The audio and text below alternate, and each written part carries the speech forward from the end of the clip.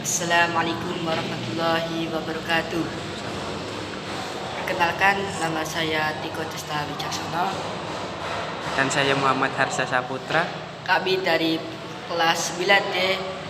Sebelumnya kami akan memberikan beberapa pertanyaan tentang PHIWM kepada Bapak Marimi. Menurut Bapak, apa yang Bapak ketahui tentang keluarga?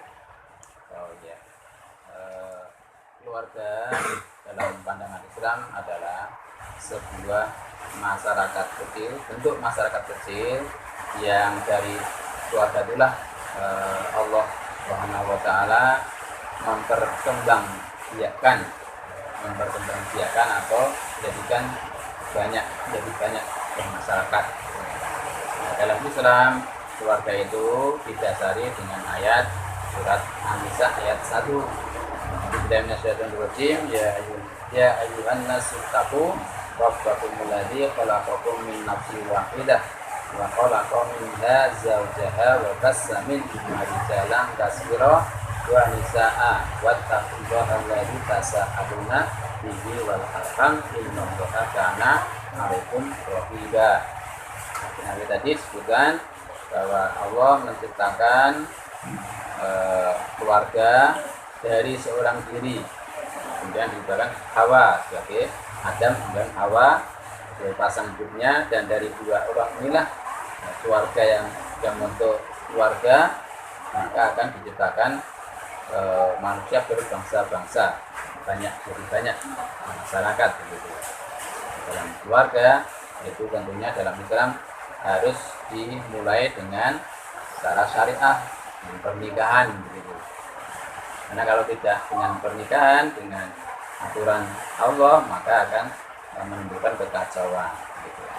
Kemudian Ya, pertanyaan kedua, menurut Bapak lebih penting manakah antara pekerjaan dan keluarga? baik, Bismillah, untuk memprioritaskan mana yang penting, keluarga atau pekerjaan, itu tidak bisa dipisahkan antara keluarga dan pekerjaan, karena bekerja untuk keluarga itu adalah suatu kewajiban dari Allah Subhanahu wa taala. Contoh misalnya memberikan penghidupan bagi keluarga, ya, bisa menghidupi tentunya dari hasil bekerja gitu. Sehingga antara tugas keluarga dan pekerjaan itu sangat bergandengan tangan, artinya selalu bersamaan begitu. Kecuali misalnya bekerja yang tidak ada hubungannya dengan keluarga, itu tentu harus dilihat keluarga lebih diutamakan tentunya. Tapi kalau pekerjaan yang hubungan dengan keluarga, tentunya sama-sama ya, bekerja berarti mengurusi keluarga.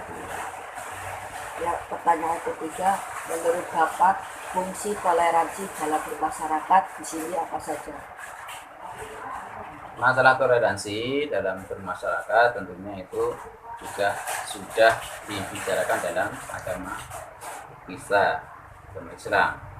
Karena manusia diciptakan kan mempunyai latar belakang dan karakter yang berbeda.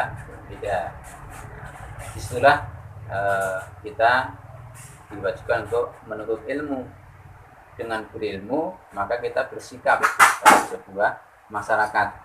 Di keluarga pun, ya di dalam keluarga pun itu kadang terjadi perbedaan atau perlu toleransi. Toleransi itu intinya bisa memahami dan memaklumi perbedaan di antara kita. Nah, di masyarakat lebih banyak lagi. Maka untuk bisa mensikapi perbedaan di masyarakat itu kita toleransi. Batasan toleransi adalah kalau dalam Islam adalah kalau di luar kegiatan peribadatan ya kita bisa ikut campur misalnya dalam kerja bakti itu kan kita bisa saja bercampur baur. Tapi kalau sudah menyangkut peribadatan, kita lakum dinukum waliyadin. Hanya dalam Islam perlu kita kedepankan akhlakul karimah. Berbeda tapi kita tetap memahami dan memahami perbedaan itu sehingga tidak saling membenci. Toleransinya akhirnya nanti kan bisa saling bekerja sama ya, saling bekerja sama gitu. Pertanyaan yang keempat, bagaimana cara Bapak mengajarkan anak agar mencerminkan sikap toleransi di lingkungan masyarakat? Untuk menanamkan agar keluarga kita, terutama baik anak, istri, untuk bisa memahami dan memaklumi keberbedaan ya, ketidaksamaan di masyarakat, tentunya dari sikap kita dulu dalam keluarga. Kita berikan pengertian bahwa namanya manusia diciptakan oleh Allah dengan perbedaan, kelemahan dan kelebihan masing-masing. Dari situlah belajar dalam keluarga, kemudian dia akan langsung berinteraksi dalam masyarakat. Oh ternyata di keluarga kami sendiri misalnya ya, ada yang pinter, ada yang kurang bisa menangkap dalam pelajaran atau apa, termasuk dalam urusan keseharian mungkin ya. Oh ini ada yang tanggap pekerjaan misalnya, ada yang mungkin kurang. Ini perlu dipahami dan dimengerti bersama. Nah, nanti di dalam keluarga itu sudah akan kemudian dia hidup di masyarakat akan bisa menyesuaikan. Oh ternyata di masyarakat juga sama. Keluarga itu kan masa kecil tadi ya. Maka dalam kehidupan bermasyarakat itu mewujudkan atau mengimplementasikan ya, membumikan kehidupan keluarga dalam masyarakat. Itu mungkin yang bisa kita sampaikan kepada keluarga, memberi pengertian dulu bahwa manusia itu ada kelebihan dan kekurangannya. Dari situlah kita bisa saling toleransi satu sama lain.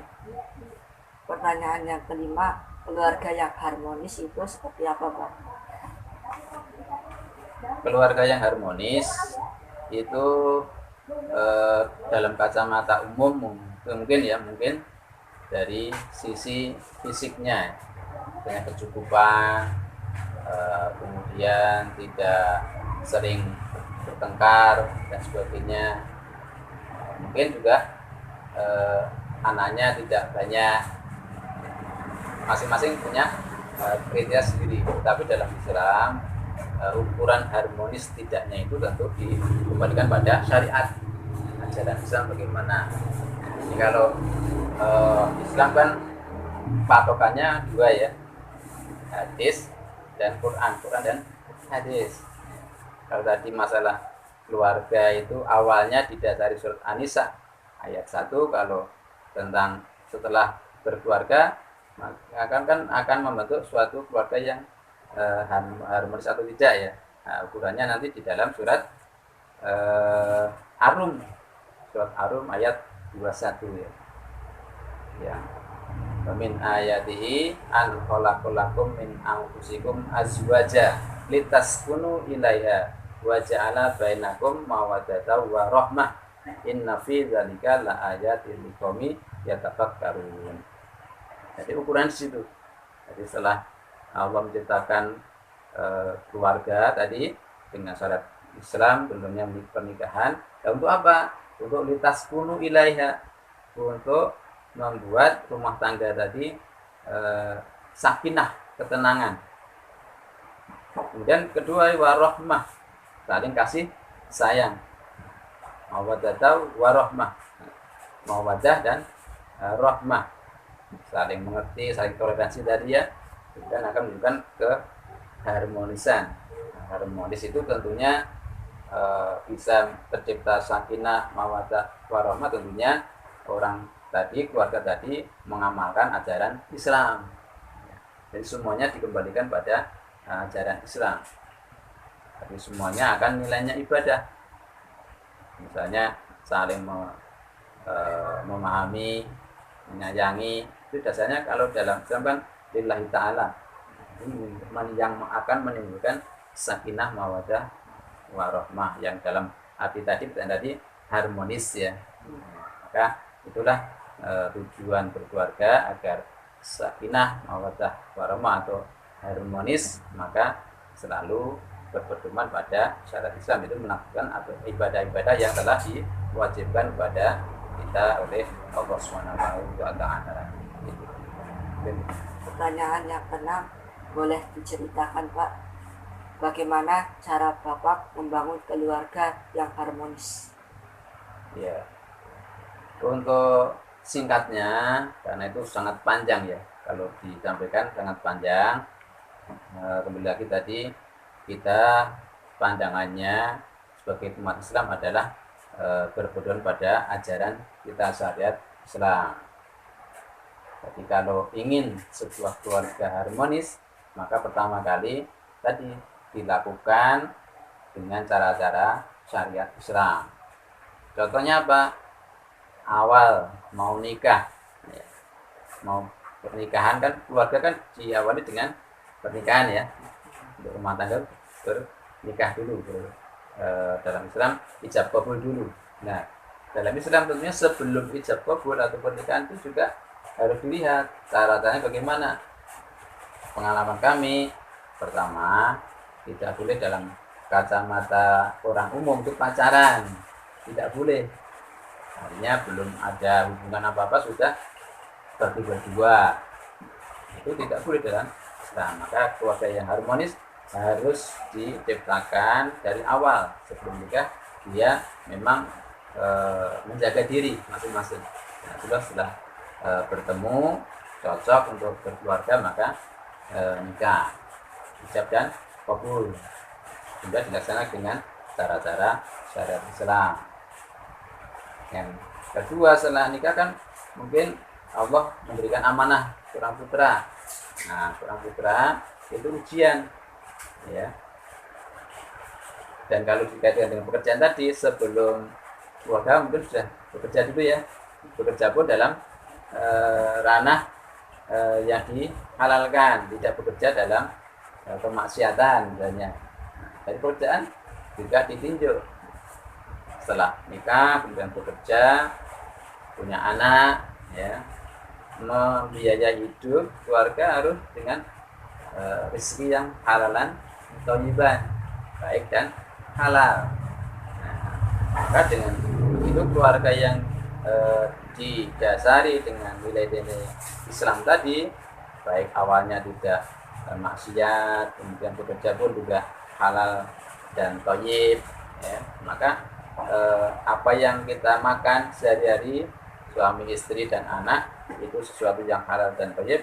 Insya Allah kita berdoa, dengan begitu keluarga yang dibangun tadi menjadi keluarga yang harmonis dalam kondisi atau kacamata Islam tadi, sakinah, mawaddah, warahmah.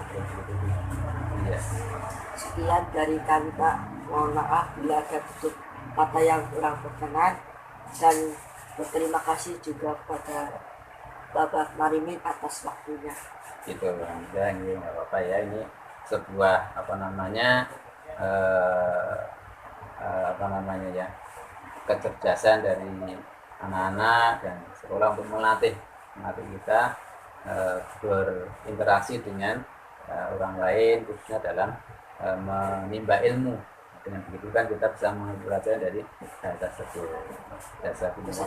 Assalamualaikum warahmatullahi wabarakatuh. Waalaikumsalam.